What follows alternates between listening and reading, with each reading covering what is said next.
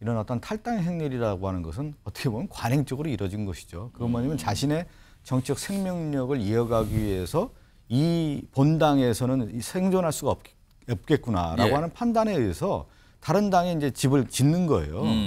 어떻게든지 국민의 어떤 그 지지율을 끌어올리는 게 한동훈 비대위원장의 역할이고 한동훈 비대위원장이 지금 그거를 예상보다 더 잘하고 있어요.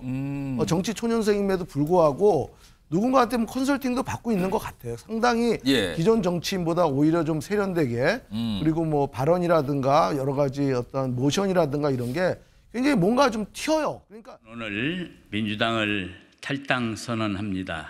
24년 동안 몸담았던 민주당을 벗어나 새로운 길에 나서기로 했습니다. 오늘 민주당을 탈당합니다. 고맙습니다. 민주당에 남아있는 것이 너무도 부끄럽습니다. 우리 아이들에게 그리고 국민들에게. 이렇게 묶어서 보니까 굉장히 좀 많은 분들이 연속해서 계속 탈당을 했군요. 그리고 오늘도 탈당 선언이 있었습니다. 보시죠. 저는 더불어민주당 1000명의 청년 당원들과 함께 오늘 민주당을 떠납니다.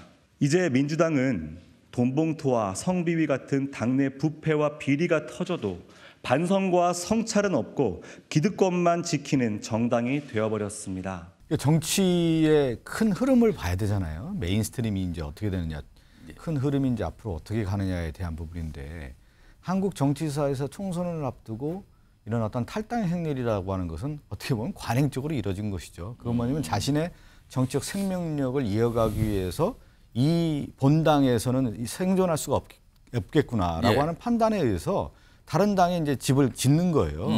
지금 그러니까 메인과 주류가 이 당의 흐름은 민당은 뭐냐면 국민들이 바라볼 때 윤석열 정권과 가장 잘 싸울 수 있고 이번 선거에서 정권 심판론의 가장 중심 세력이 어디냐 할 때 국민들이 봤을 때 민주당이란 말이에요. 근데 민주당에서 살아남기 어려운 거예요. 총선 공천받기도 어렵고 실제 내가 여기서 터전이 될 수가 없기 때문에 뭐냐면 다시 한번 몸부림을 치는 것이죠. 사이드로 가는 거죠. 사이드로 가서 그 당에서 내가 정치적인 한번 도약을 해보겠다라고 하는 거기 때문에 역대 모든 총선에서는 이런 현상들이 계속 있어 왔어요.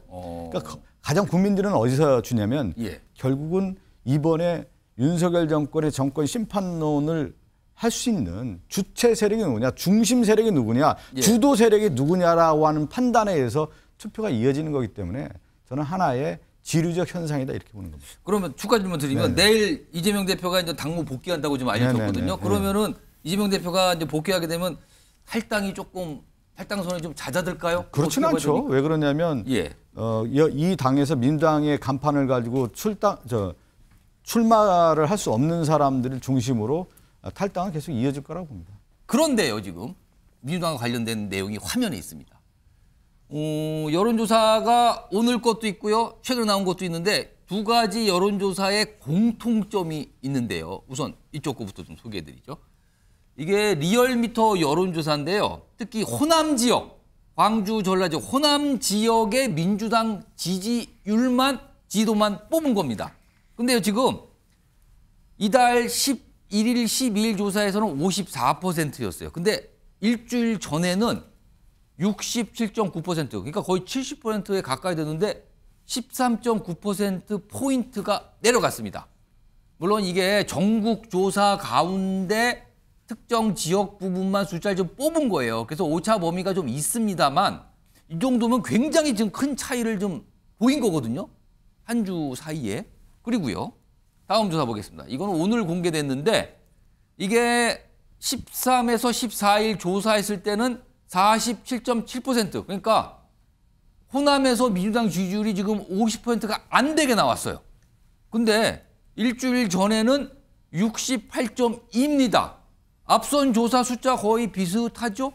여기는 낙폭이 더 큽니다. 20.5%포인트가 떨어졌습니다. 자, 그렇다면은 이게 도대체 무슨 일이 벌어진 걸까? 왜 그런 걸까라는 질문이 자연스럽게 나오게 되는 겁니다. 저는 민주당 지지층, 특히 호남 민심은요. 제일 싫어하는 게 뭐냐 하면 민주당이 분열하는 걸 제일 싫어합니다. 싸우고 분열하고 분당하는 거. 왜? 야당이 이제까지 항상 선거를 앞두고 소위 말해서 분열과 통합의 역사를 계속 이어왔어요. 항상 서로 싸우고 분당해 있다가도 예. 뭐 과거에도 그랬지만 뭐 통일민주당 무슨 민주당 그래가지고 근데 선거 앞두고는 항상 모였거든요.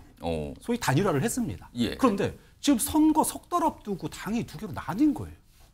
이거를 좋아할 호남 민심 없습니다. 그렇다면 앞서서 저희가 전했지만 그 계속 이어진 탈당 행렬, 탈당 기자회견 이런 모습에 호남의 유권자 분들이 살짝 화가 난 거죠. 화가 난 겁니다. 그래서 일단 소위 말해서 그럼 그렇다고 해서 이낙연 신당의 손을 들어주느냐 그것도 아니에요. 이낙연 신당에 대해서는 싸늘합니다 민심이. 그러면 그렇다고 해서 그들을 포용하지 못하고 앉지 못하는 예. 민주당에 대해서는 그럼 잘했다고 보느냐?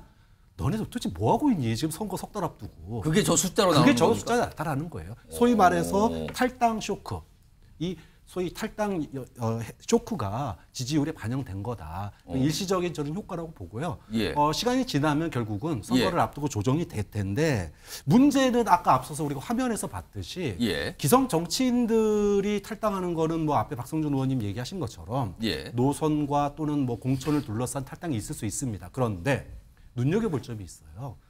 청년들 1000명 탈당하는 거. 오늘 그렇죠. 오늘 있었던 겁니다. 뭐 뒤에 뭐 얘기가 나올지 모르겠지만 소위 그 젠더 감수성 관련된 얘기 이 부분에 대해서는 민주당이 그냥 뭐 소위 말해서 정권 심판론에 취해서 넘어가면 안 됩니다. 그러면은 정말로 총선이 어려워질 수도 있다. 그런 점에서 위기 의식을 느껴야 된다. 이게 예. 저 안에는 단순한 민주당 지지층들의 불만만 들어있는 건 아니라 민주당이 잘 됐으면 하는 바람이 저 안에 들어있는 거거든요. 좀 그런 점에서 민주당이 뭐가 부족한지를 좀 돌아봐야 되는 계기라고 봅니다.